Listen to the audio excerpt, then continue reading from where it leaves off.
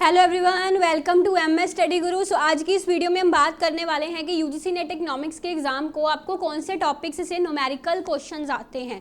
बहुत सारे स्टूडेंट्स पूछते हैं कि न्यूमेरिकल्स हमसे सॉल्व नहीं होते, कौन से टॉपिक से पूछे जाएंगे, हमको ये भी नहीं पता चलता और एग्जाम में जब आ जाते हैं तो इतना टाइम हमारा ले लेते हैं कि बाकी क्वेश्चंस के लिए कम टाइम बचता है। तो आज हम इन्हीं चीज़ों पर बात करने वाले हैं, स्पेसिफिकली यूजीसी नेट इकोनॉमिक्स के एग्जाम में न्यूमेरिकल्स की। तो अगर आप पहली बार चैनल पर आए हैं तो सब्सक्राइब जरूर कर लीजिएगा और पूरी जानकारी लेने के लिए वीडियो को एंड तक देखिएगा। और डिस्क्रिप्शन में मेरा टेलीग्राम चैनल का लिंक दे रखा है, वहाँ पे आप फॉलो उसको कर लेंगे तो आपको सभी क्लासेस के मेरे लिंक्स जो है वो मिल जाएंगे, सभी क्लासेस का शेड्यूल पता चल जाएगा। पूरा कोर्स मेरा यूजीसी नेट इकोनॉमिक्स का अनअकैडमी पर अवेलेबल है, आप वहाँ पर मुझे फॉलो कर सकते हैं। सिमर 10 मेरा कोड है और अभी तो न्यू ईयर के कारण 23% ऑफ भी चल रहा है और अगर आप सब्सक्रिप्शन लेना चाहते हैं तो अभी के अभी अपना इंश्योर कर लीजिएगा। So let's start the session. देखिए, तो मैं यहाँ पे सबसे पहले टॉपिक्स लिखने जा रही हूँ, टॉपिक्स की लिस्ट। सबसे पहले अगर मैं माइक्रो इकोनॉमिक्स की बात करूँ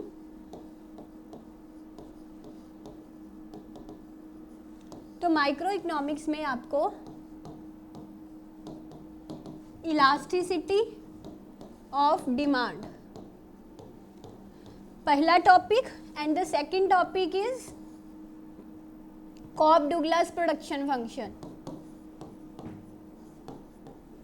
इन दो टॉपिक से न्यूमेरिकल्स आते हैं। देखिए, मेरी जो यूजीसी नेट इकोनॉमिक्स की बुक है उसमें जो टॉपिक्स दिए गए हैं, एज यू नो कि जब से मेरी वो बुक आई है तब से यूजीसी नेट का जितना भी एग्जाम आता है उससे 70 से 80% जो क्वेश्चंस हैं उसी बुक से आते हैं। मतलब मैंने वो बुक ही इस अकॉर्डिंगली बनाई है कि जो एनटीए वाले जिस अकॉर्डिंग जो उनसे क्वेश्चंस पूछते हैं वो उसी तरह से मैंने वो बुक डिज़ाइन की है। और प्लस में मैंने जो चीज़ें आपको करवाई हैं वो बहुत हेल्पफुल रहती हैं आपके एग्ज़ाम के लिए। तो मैं उसी एक्सपीरियंस से आपको बता रही हूँ कि जो भी प्रीवियस ईयर्स में एनटीए वाले 2013 से लेके 2022 तक के सारे पेपर्स मैंने एनालिसिस किए हैं, जो भी इन प्रीवियस ईयर्स में एनटीए वाले पूछ रहे हैं एग्जाम में, उसी के अकॉर्डिंगली मैं आपको बता रही हूँ कि इन टॉपिक से न्यूमेरिकल्स आते हैं एग्जाम में। तो आप इन टॉपिक से न्यूमेरिकल्स अच्छे से प्रिपेयर कर लें। अगर सेल्फ स्टडी से करिए, मेरी क्लासेस से करिए या मेरी बुक से करिए, तो उससे आपके न्यूमेरिकल गलत होने की संभावना एग्जाम में बहुत ही ज़्यादा कम हो जाएगी। इलास्टिसिटी ऑफ डिमांड से आपको कैसा न्यूमेरिकल आता है मैं इसके बारे में भी आपको बताने जा रही हूँ। सो मान लीजिए कि आपको उन्होंने प्राइस दे दिया 10, फिर उसने दे दिया कि प्राइस में चेंज हो गया ना, प्राइस 5 हो गया। फिर उसने दे दी पहले क्वांटिटी जो थी आपकी वो इतनी थी और बाद में प्राइस कम होने से क्वांटिटी बढ़ के इतनी होगी। तो बताइए इलास्टिसिटी ऑफ डिमांड क्या होगी। ठीक है, एक तो इस तरह के क्वेश्चन आ जाते हैं, बट इसके अलावा एक और तरह के क्वेश्चन आपको इलास्टिसिटी ऑफ डिमांड से पूछे जाते हैं जिसमें पूरी इक्वेशन दे दी होती है। इक्वेशन दैट मीन्स जैसे 10 - 2x - 5x स्क्वायर, ऐसे करके आपको प्राइस फंक्शन दे दिया जाता है, डिमांड फंक्शन दे दिया जाता है। सो इस डिमांड फंक्शन आपको दिया होता है और एक चीज़ और दे दी होती है उसने, क्वांटिटी। तो आपको कहा होता है कि इलास्टिसिटी ऑफ डिमांड फाइंड करिए। इस तरह का क्वेश्चन आपको एग्जाम में पूछा जाता है। तो ये जो मैंने पहली टाइप का क्वेश्चन बताया, सिंपली आप इस पर फार्मूला लगाएंगे, डेल्टा Q/Q मल्टीप्लाई बाय P/डेल्टा P, तो आपका आंसर आ जाएगा। माइनस का साइन लगा दीजिएगा बिकॉज डिमांड है तो नेगेटिव रिलेशन है डिमांड का प्राइस से। ठीक है, और अगर आपको ऐसा क्वेश्चन आता है तो इसके लिए भी आपको क्या करना है, इसकी डेरिवेशन करनी है विद रिस्पेक्ट टू Q। तो उसके लिए आपको डेरिवेशन का रूल पता होना चाहिए। आप इसकी डेरिवेशन करेंगे विद रिस्पेक्ट टू Q, तो यहाँ पे जैसे आ जाएगा -2 - 10x। यहाँ पे फिर आप x एंड Q सेम चीज़ है, that is quantity, value put कर देंगे तो ये आपका आ जाएगा 10 मल्टीप्लाई बाई 2 दैट इज 20, ये -22 आ जाएगा आपका, है ना। तो मैंने यहाँ पे डेरिवेशन कर दी, दैट इज -2 - 10x। फिर मैंने यहाँ पर x की वैल्यू 2 जो है पुट कर दी, तो यहाँ पे आ गया -22। ठीक है, अब आप सेम यही वाला फार्मूला यहाँ पे लगाएंगे, दैट इज डेल्टा Q/डेल्टा P मल्टीप्लाई बाय P/Q। ठीक है, अब आपका डेल्टा P/डेल्टा Q कितना आया, -22। बट हमको चाहिए क्या, हमको तो ये चाहिए था ना, इसका उल्टा चाहिए था। तो यहाँ पर हम इसका उल्टा कर सकते हैं, दैट इज 1/22, है ना। और इस इक्वेशन में आप x की वैल्यू पुट करके प्राइस की वैल्यू निकाल सकते हैं, Q की वैल्यू आपको गिवन है, सभी वैल्यूज पुट करके आप अपना ये जो आंसर है इलास्टिसिटी ऑफ डिमांड का वो फाइंड कर सकते हैं। ठीक है, सिंपल सा ऐसे न्यूमेरिकल आते हैं, ये जस्ट मैंने आपको थोड़ा सा हिंट दिया। ऐसे न्यूमेरिकल्स मैंने अपनी पुरानी क्लासेस में आपको बहुत करवाए होंगे, पूरे माइक्रो इकोनॉमिक्स के कोर्स में समझाए गए। पहला टॉपिक ये हो गया। दूसरा टॉपिक मैंने आपको बताया कोऑफ-डुगला प्रोडक्शन फंक्शन। अब जो कोऑफ-डुगला प्रोडक्शन फंक्शन है ना, इससे आपको किस तरह के न्यूमेरिकल आते हैं इसकी भी मैं आपको एग्जांपल देती हूँ। जैसे आपको वो न्यूमेरिकल देंगे ना, तो उस न्यूमेरिकल में आपको मार्जिनल प्रोडक्टिविटी फाइंड करने के लिए बोल देंगे। ठीक है, मार्जिनल प्रोडक्टिविटी कैसे, जैसे देखिए उसने एक न्यूमेरिकल दिया Q इज इक्वल टू, मैं आपको प्रीवियस ईयर का ही कोई दिखाती हूँ न्यूमेरिकल। हाँ, प्रीवियस ईयर में ये जैसे पूछा गया था एक 5 की पावर L 2/3 एंड K की पावर दैट इज़ 1/3, ऐसे करके प्रोडक्शन फंक्शन दिया हुआ है आपको एक। और इस प्रोडक्शन फंक्शन में उन्होंने बोल दिया कि आप marginal productivity of capital find करिए। ठीक है, और साथ में उसने कैपिटल एंड लेबर की वैल्यूज़ भी दे दी। जैसे लेबर उसने 27 यूनिट दे दी है, कैपिटल उसने 64 यूनिट्स दे दी है, ये भी दे दिया। तो ऐसा क्वेश्चन आया, तो आपको यहाँ पे मार्जिनल प्रोडक्टिविटी ऑफ कैपिटल निकालने के लिए सिंपली डेरिवेशन कर लेनी है इसकी। डेरिवेशन करके आपका जो भी आता है उस पर आपको ये दोनों वैल्यूज़ पुट कर देनी है, तो आपका आंसर आ जाएगा। ठीक है, अगर आप एक कंप्लीट वीडियो चाहते हैं इन न्यूमेरिकल के सॉल्यूशंस पर, प्रीवियस ईयर क्वेश्चंस के न्यूमेरिकल के सॉल्यूशन, वैसे ये सारे न्यूमेरिकल्स मेरी बुक में सॉल्व हैं, मैंने अपने प्लस क्लासेस में सारे आपको करवाए हुए हैं। स्पेसिफिकली वीडियो चाहते हैं इन न्यूमेरिकल के सॉल्यूशन पर, कमेंट में बता दीजिएगा, स्पेसिफिकली वीडियो ले आऊँगी इस पर। ठीक है, ये 2 टॉपिक्स के मैंने बता दिए आपको कैसे न्यूमेरिकल्स आते हैं। फिर आपका दूसरा यूनिट आता है यहाँ पे मैक्रो इकोनॉमिक्स।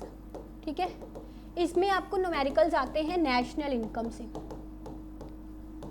नेशनल इनकम से एंड ISLM कर्व जो है ना, चाहे आप उसे इंटरनेशनल इकोनॉमिक्स में कंसीडर कर लीजिए, इससे आते हैं। ठीक है, इन्वेस्टमेंट सेविंग से कोई न्यूमेरिकल्स इसमें आपको आते हैं। तो मैं आपको इसकी भी एक उदाहरण देती हूँ न्यूमेरिकल्स की, जो आपको नेशनल इनकम से पूछे जाते हैं प्रीवियस ईयर का ही। जैसे मैं आपको कोई न्यूमेरिकल यहाँ पे बताती हूँ, जैसे आपको लास्ट टाइम एक न्यूमेरिकल आया था, इन्वेस्टमेंट फंक्शन आपको दिया गया था 50 + 0.2y ऐसे करके, और सेविंग फंक्शन आपको दिया गया था -150 + 4y। ठीक है, और गवर्नमेंट ये 0.4 है, सॉरी, गवर्नमेंट एक्सपेंडिचर आपको 50 दे रखा था, एंड यहाँ पे ना आपको equilibrium level of income find करना था, ऐसा न्यूमेरिकल था, equilibrium level of income find करना था। तो एज यू नाउ जो इक्विलिब्रियम इनकम यहाँ पे आप फाइंड करेंगे, आपको सेविंग भी दी है, इन्वेस्टमेंट, तो यहाँ पे एक फार्मूला लगना था, aggregate demand is equal to aggregate supply. Demand वाली साइड पे आपके इन्वेस्टमेंट एंड गवर्नमेंट एक्सपेंडिचर आ जाएंगे, और सप्लाई वाली साइड पे सेविंग आ जाएगी। सो जैसे ही आप ये सारी क्वेश्चंस यहाँ पे पुट कर दोगे तो आपकी वाई की वैल्यू निकल जाएगी। ठीक है, ऐसे क्वेश्चंस आते हैं। या फिर आपको क्वेश्चंस आ जाते हैं नेशनल इनकम से, आपको GDP एट मार्केट प्राइस दी है, तो आप NDP एट फैक्टर कॉस्ट निकालिए। ये फार्मूले मैंने बड़े अच्छे से आपको सारे रटाए हुए हैं, इस बार आया था 2022 में ऐसा क्वेश्चन। या फिर GDP एट मार्केट प्राइस दिया है, तो आप NNP एट फैक्टर कॉस्ट निकालिए, ऐसे करके क्वेश्चंस आ जाते हैं। आपको पता होना चाहिए कि अगर मैं G से N निकाल रही हूँ तो मुझे डेप्रीसिएशन माइनस करना है, वही आपको फंडा बताया हुआ है। G से N डेप्रीसिएशन माइनस करेंगे, और अगर आपको डोमेस्टिक से नेशनल में लेके आना है फिर net factor income from abroad, है ना, तो ये चीज़ मैंने आपको समझाई हुई है। और फैक्टर कॉस्ट से MP indirect taxes, net indirect taxes, सारा सिद्धांत मैंने समझाया हुआ है आपको, क्योंकि जो फैक्टर कॉस्ट होती है उसमें टैक्सेस नहीं होते, उसमें माइनस करेंगे। मार्केट प्राइसेस निकालने हैं तो फैक्टर कॉस्ट में प्लस करेंगे। तो I have explained you all, but अगर आप स्पेसिफिकली चाहते हैं तो बता देना। ये हो गया। इसके अलावा ना आपको ISLM से क्वेश्चंस भी आ जाते हैं कई बार, जैसे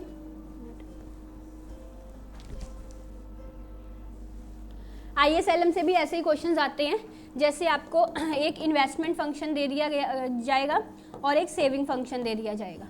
ठीक है, और आपको कहा होगा कि आप इक्विलिब्रियम फाइंड करें अगर इन्वेस्टमेंट एंड सेविंग इक्वल है, तो ऐसे करके, तो फिर आपको इन्वेस्टमेंट एंड सेविंग को इक्वल करके वाई की वैल्यू फाइंड कर लेनी है। ऐसे करके इक्वेशंस होती हैं I एंड S की, ऐसे क्वेश्चंस आ जाते हैं। इसके अलावा आपको मैक्रो इकोनॉमिक्स से और एक तरह के क्वेश्चंस आते हैं मल्टीप्लायर से।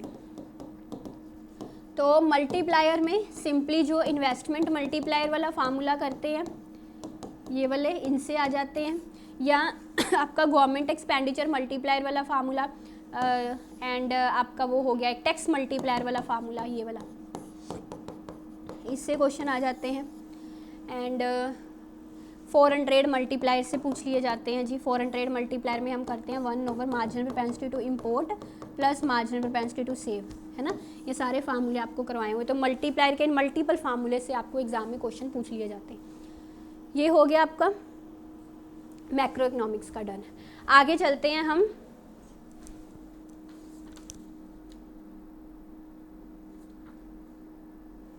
स्टैटिस्टिक्स एंड इकोनोमेट्रिक्स वाले पार्ट पर, उस पे से क्वेश्चंस आते हैं। इस बार तो आपको ग्रोथ एंड डेवलपमेंट इकोनॉमिक्स है ना, हैरेट डॉमर पर भी क्वेश्चन है। हैरेट डॉमर में न्यूमेरिकल आया था, जिसमें आपको हैरेट डॉमर के 3 ग्रोथ रेट्स होते हैं ना, बस उनके फार्मूले याद रखने हैं, वहाँ से भी आपको न्यूमेरिकल आ सकता है। ठीक है, स्टैट्स की बात करती हूँ। स्टैट्स में ना आपको कोफिशिएंट ऑफ वेरिएशन से आता है जी क्वेश्चन, कोफिशिएंट ऑफ वेरिएशन से क्वेश्चन आ जाता है। एंड एक मोड का जो वो फार्मूला होता है ना, 3 मीडियन माइनस 2 मीन, इससे आ जाता है। ज्योमेट्रिक मीन फाइंड कैसे करना होता है पता है आपको? अगर मेरे पास 2 हैं तो स्क्वायर रूट आएगा, 3 वैल्यूज़ है तो क्यूब रूट आएगा, इससे आ जाता है क्वेश्चन। प्रोबेबिलिटी से हर बार क्वेश्चन आता है, इस बार भी आया था प्रोबेबिलिटी, और ये मैंने करवाए हुए हैं आपको। इंडेक्स नंबर्स के सारे फार्मूले याद रखने हैं, कई बार तो फार्मूले से आ जाता है, कई बार उसका न्यूमेरिकल बनाकर भी पूछ लेते हैं। ठीक है, एंड अदर देन इट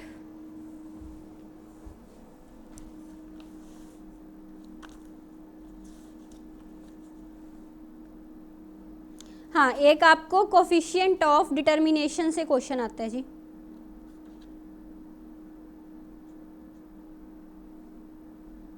एक मिनट,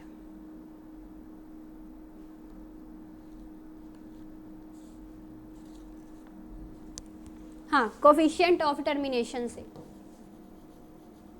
इसमें कुछ नहीं, आपको जस्ट वो करना होता है आर का स्क्वायर, है ना। बाकी आपको कोरिलेशन रिग्रेशन के सभी छोटे मोटे जितने भी फार्मूले हैं पता होना चाहिए। जैसे अगर आपको कोरिलेशन निकालना है तो आपको रिग्रेशन के कोफिशिएंट्स को ऐसे करके मल्टीप्लाई करना है ना। तो ये सारे फार्मूले आपको क्लियर कट होने चाहिए। इसके अलावा हिपोथेसिस से क्वेश्चन आ जाता है। हिपोथेसिस का मैंने आपको कुछ ज़्यादा नहीं, 1-2 फार्मूले करवाए हुए हैं और कहा हुआ है इन्हीं 2 फार्मूले को कर लीजिए। अगर हिपोथेसिस का क्वेश्चन आएगा तो इन्हीं 2 फार्मूले से आएगा, बाहर नहीं आएगा, है ना। इसमें एक फार्मूला करवाया हुआ है, mean minus mu over sigma over √n, इससे आ जाता है। और एक नॉर्मल स्टैंडर्ड नॉर्मल वेरिएट का फार्मूला होता है, that is standard normal variate का, जिससे इस बार क्वेश्चन आया था x minus mu over standard deviation. उसमें √n नहीं आता, x आता है मीन की जगह पर, है ना। तो ये छोटे छोटे फार्मूलेज आपको पता होने चाहिए। इसके अलावा आ जाओ मैथमेटिक्स पर। मैथमेटिकल इकोनॉमिक्स में आपको सबसे पहले profit maximisation, cost minimisation, consumer surplus, producer surplus से कभी आया नहीं है क्वेश्चन वैसे, बट फार्मूला मतलब बहुत टाइम पहले आया था, बट फिर भी मैंने आपको इसका फार्मूला करवाया हुआ है। ठीक है, आपको इसमें रेवेन्यू, मार्जिनल रेवेन्यू कैसे निकालते हैं, एवरेज रेवेन्यू कैसे निकालते हैं, ये सब चीज़ें यहाँ पे समझ में होनी चाहिए। ठीक है, तो इसका भी मैं आपको एक एग्जांपल दे देती हूँ मैथमेटिकल के क्वेश्चंस का।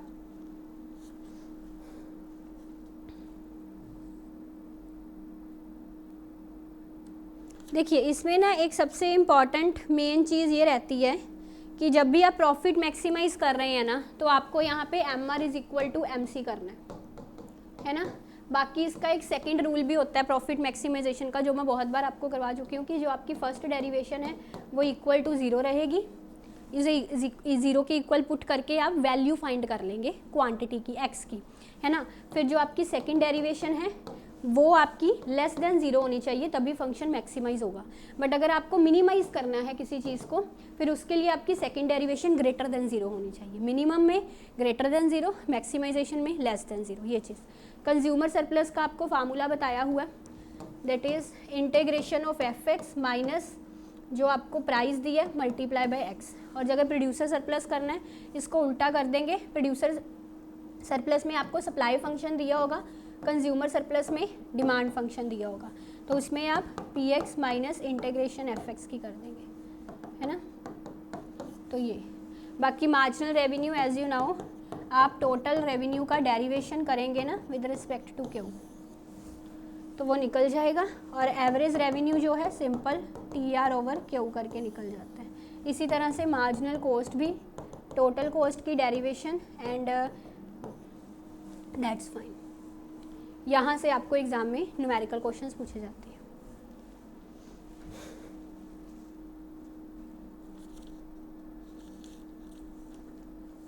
तो यही था जी आज की इस वीडियो में आपको बताना इंपॉर्टेंट चीज़ें जिन पर न्यूमेरिकल क्वेश्चंस आते हैं। अगर आपको ये वीडियो पसंद आई होगी तो लाइक शेयर भी ज़रूर कीजिएगा, और मेरी सभी क्लासेस का शेड्यूल जानने के लिए आप टेलीग्राम को ज़रूर फॉलो कीजिएगा।